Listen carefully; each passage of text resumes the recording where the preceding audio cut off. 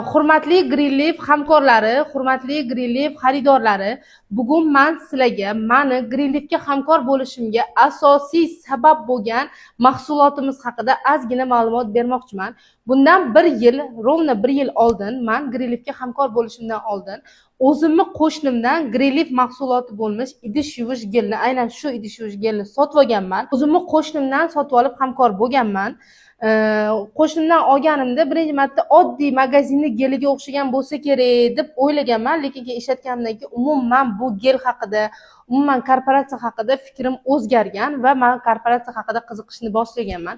Sababi qo'shnim menga o'sha paytda ozgina qisqacha ma'lumot bergan, hozirgi kunga kelib o'zim yana ham to'liqroq ma'lumotni sizlarga bermoqchiman.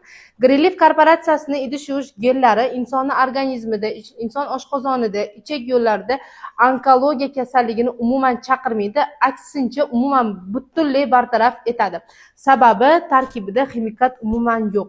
Bizda bilsanglar agar magazindan sotib olib ishlatgan gellarimiz, magazindan olib ishlatadigan gellarimizni idish yuvganimizda mana shkafga taxlab qo'yganimizdan keyin 3-4 kundan keyin, 1-2 haftadan keyin olib qaraganimizda idishlarimizda sariq dog'chalar paydo bo'lgan bo'ladi, to'g'rimi? U aslida idishlarda qolib ketgan yog' izlari emas, o'sha biz ishlatadigan idish yuvish gellarini tarkibidagi ximikat modda bo'ladi. U moddani ustiga biz issiq ovqat qo'yib iste'mol qilishimiz natijasida o'sha ximikat moddalar organizmimizga yig'iladi va o'zida onkologiya chaqirishni boshlaydi va inson organizmida onkologik kasalliklar rivojlanib ketaveradi. Greenleaf mahsulotlari, Greenleaf idish yuvish gellari именно mana shu muammodan butunlay xalos qiladi. Siz Greenleaf korporatsiyasining idish yuvish gellarini ishlatishingiz natijasida onkologiya kasalligidan qo'rqmasangiz ham bo'laveradi. Undan tashqari, bizani idish yuvish gellarimizni hammasida siz meva, sabzavot, zelinlaringizni ham bemalol yuvsangiz bo'ladi, yuvib ishlatsangiz bo'ladi. O'sha hozirgi meva, sabzavotlarimiz bilamizki, har xil dorilangan, har xil ximikatli moddalar bilan to'ladi.